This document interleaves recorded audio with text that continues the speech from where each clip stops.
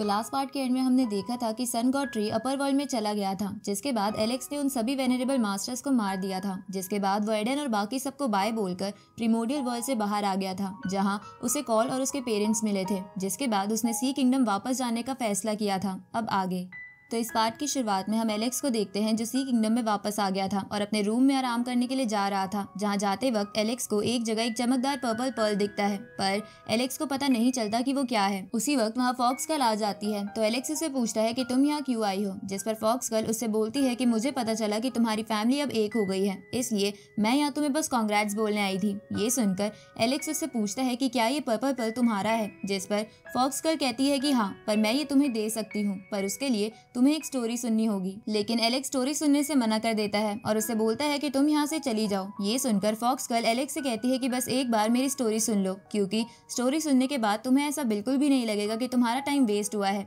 ये सुनकर Alex story सुनने के लिए मान जाता है। तो फॉक्स गर्ल एलेक्स को बताती है कि बहुत समय पहले एक लड़की का जन्म हुआ था जो हेवन से वरदान लेकर पैदा हुई थी, जिसकी वजह से पूरा संसार चौंक गया था। इसके बाद जब वो लड़की बड़ी हुई तो उसने साबित कर दिया कि वो बहुत से लोगों से काफी स्ट्रॉन्ग और टैलेंटेड है, इसलिए उस लड़की ने अपने कल्टीवेशन को और बेहतर करने के लिए अपनी बॉडी को 2 बॉडीज में कन्वर्ट कर लिया, जहां पहली बॉडी मेन बॉडी थी और दूसरी बॉडी का नाम सेकंड बॉडी था, जिसमें मेन बॉडी बस कल्टीवेशन और प्रैक्टिस करती रहती है और सेकंड बॉडी पूरी दुनिया में घूमकर एक्सपीरियंस और ट्रेजर इकट्ठा करती है। अब फॉक्स गर्ल एलेक्स से पूछती है कि क्या तुम बता सकते हो कि वो लड़की कौन है, जिस पर एलेक्स बोलता है कि कहीं वो जेसिका तो नहीं। तो फॉक्स गर्ल कहती है कि हाँ, वो जेसिका ही है। ये सुनकर एलेक्स फॉक्स गर्ल से पूछता है कि क्या जिस जेसिका को मैंने पकड़ रखा है वो उसकी असली बॉडी नहीं बल्कि सेकंड बॉडी है। तो फॉक्स गर्ल एलेक्स को बताती है कि जेसिका की मेन और सेकंड बॉडी दोनों ही असली बॉडी है, बस उन दोनों में इतना फर्क है कि जो सेकंड बॉडी तुम्हारे पास है वो वीक है, पर मेन बॉडी बहुत पावरफुल है। इसके बाद फॉक्स गर्ल एलेक्स से कहती है कि इन दोनों बॉडीज में से कोई भी अगर मर जाती है तो इससे कोई फर्क नहीं पड़ेगा, क्योंकि कोई भी एक बॉडी दूसरी वाली को फिर से जिंदा कर सकती है, इसलिए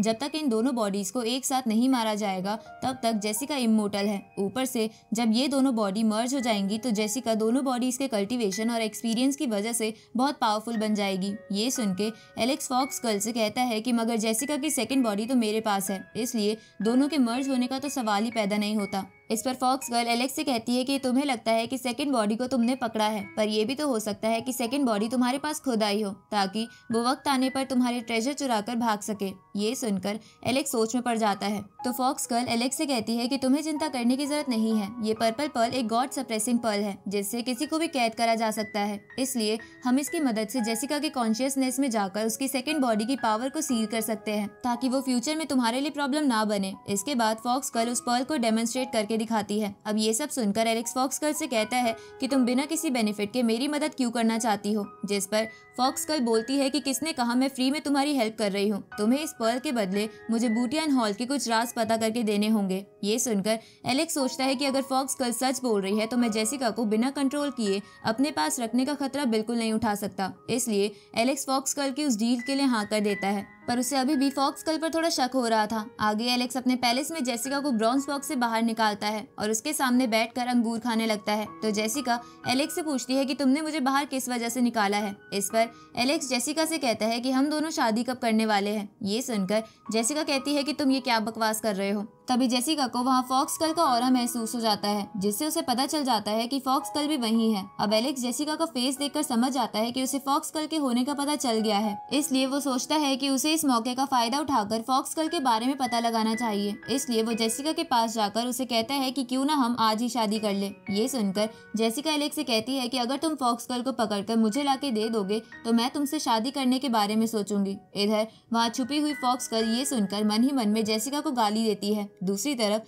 एलेक्स जेसिका से कहता है कि ये तो बहुत ही आसान है, इसलिए तुम मुझसे शादी कर लो और मैं फॉक्स गर्ल को लाके तुम्हारे कदमों में रख दूंगा। इसके बाद एलेक्स जेसिका से बोलता है कि चलो मेरे शादी के प्रपोजल को जल्दी से एक्सेप्ट करके मुझे गले लगा लो। ये सुनकर जेसिका एलेक्स को लात मारने की कोशिश करती है, पर एलेक्स जेसिका से बच जाता है और उसे कहता है कि क्या अब तुम अपने पति पर हाथ उठाओगी। इस पर जेसिका एलेक्स से कहती है कि मुझे नहीं पता था कि सी किंगडम का एम्परर बनने के बाद भी तुम इतनी जल्दी बेवकूफ बन जाओगे। ये सुनकर एलेक्स कहता है कि तुम कहना कहना क्या चाहती हो? तो जेसिका बोलती है कि फॉक्स गर्ल यहीं पर है ना। इस पर एलेक्स नाटक करते हुए बोलता है कि क्या फॉक्स गर्ल यहाँ पर है, पर मैंने तो उसे अभी तक नहीं देखा। ये सुनकर जेसिका एलेक्स से कहती है कि शायद तुम्हें पता नहीं कि फॉक्स गर्ल अपर वर्ल्ड से है और वो बूटियन हॉल और सी किंगडम के बीच लड़ाई करवाना चाहती है ताकि वो बाद में आराम से इसका फायदा उठा सके, क्योंकि उसका जीतियान हॉल भी सी किंगडम पर कब्जा करना चाहता है। इसलिए तुम्हें उसका साथ छोड़ देना चाहिए और उसे पकड़ने में मेरी मदद करनी चाहिए ताकि फिर मेरा बूटियन हॉल तुम्हारे सी किंगडम के साथ मिलकर काम कर सके। ये सुनकर एलेक्स सोचता है कि मुझे लग ही रहा था कि फॉक्स गर्ल अपर वर्ल्ड से है। इसके बाद एलेक्स जेसिका से कहता है कि मैं तुम्हारी बात कैसे मान लूं, क्योंकि पिछली बार सी किंगडम पर बूटियन हॉल के लोगों ने अटैक किया था, ना कि जीतियान हॉल ने।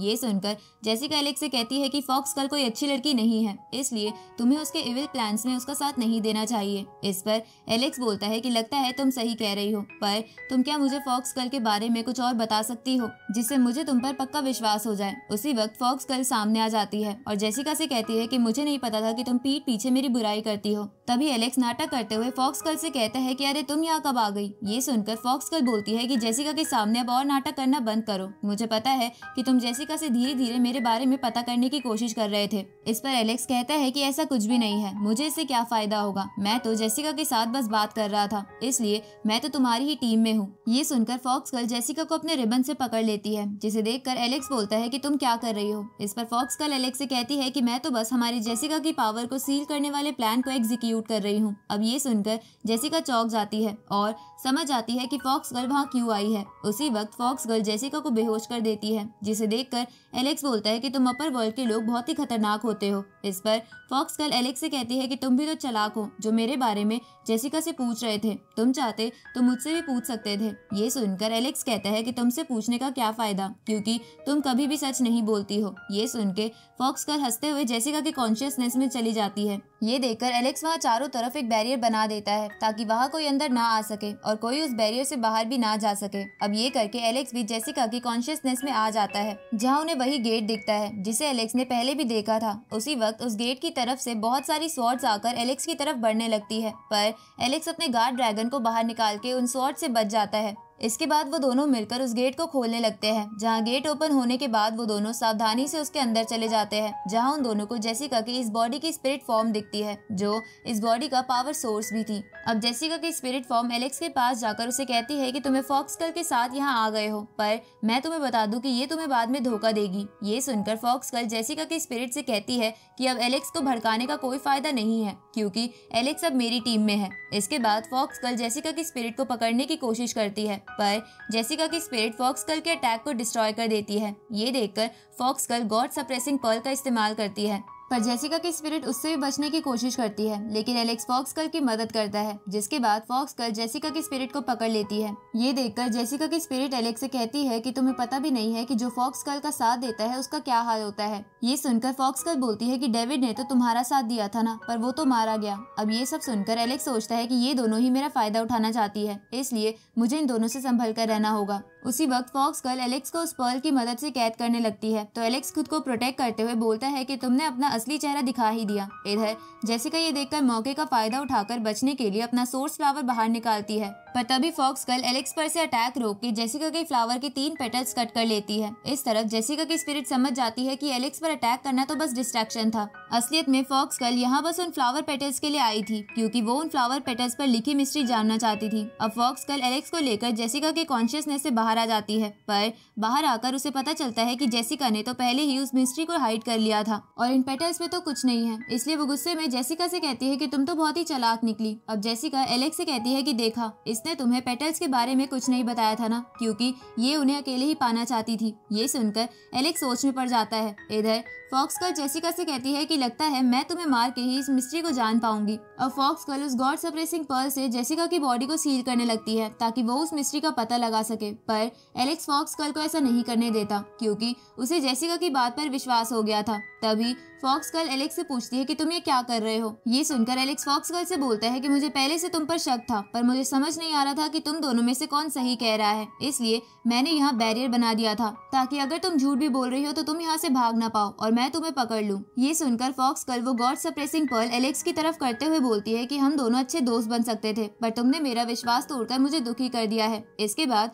फॉक्स गर्ल एलेक्स को उस पर्ल से कैद करने की कोशिश करती है, तो एलेक्स अपने गार्ड ड्रैगन को बाहर निकाल के आसपास के एनर्जी एनर्जी इकट्ठा करने लगता है, जिसे देखकर फॉक्स गर्ल भागने की कोशिश करती है तो एलेक्स उसे रोकने लगता है, जिसकी वजह से उन दोनों में लड़ाई स्टार्ट हो जाती है, जहां फॉक्स गर्ल एलेक्स पर उस पर्ल से अटैक कर देती है। पर एलेक्स गार्ड ड्रैगन की एनर्जी की मदद से बचते हुए कॉल से कहता है कि तुम जल्दी से फॉक्स गर्ल को कैद कर लो, पर कॉल कुछ नहीं करता। उसी वक्त फॉक्स गर्ल उस बैरियर में क्रैक करके वहां से भाग जाती है, जिसके बाद कॉल एलेक्स से कहता है कि मैं किसी इंपॉर्टेंट काम से कहीं जा रहा हूँ। तो एलेक्स कॉल से पूछता है कि तुम कहाँ जा रहे हो। इस पर कॉल कहता है कि गॉड सप्रेसिंग पर्ल अपर वर्ल्ड से रिलेटेड है, इसलिए मैं उसके बारे में कुछ पता लगाने जा रहा हूँ। ये सुन के एलेक्स कॉल से कहता है कि तो जब मैं तुम्हें कह रहा था कि फॉक्स गर्ल को पकड़ लो तो तुमने उसे पकड़ा क्यों नहीं, तुम उसी से सब कुछ पूछ सकते थे। इस पर कॉल एलेक्स से कहता है कि मुझे लगा कि तुम उसे पकड़ ही लोगे। अब कॉल वहां से चला जाता है। इधर जेसिका के वो पेटल्स कट जाने की वजह से उसका एनर्जी सोर्स वीक हो गया था, जिसकी वजह से वो नीचे गिरने लगती है, पर एलेक्स उसे बचा लेता है और इसी के साथ ये पार्ट यही खत्म होता है।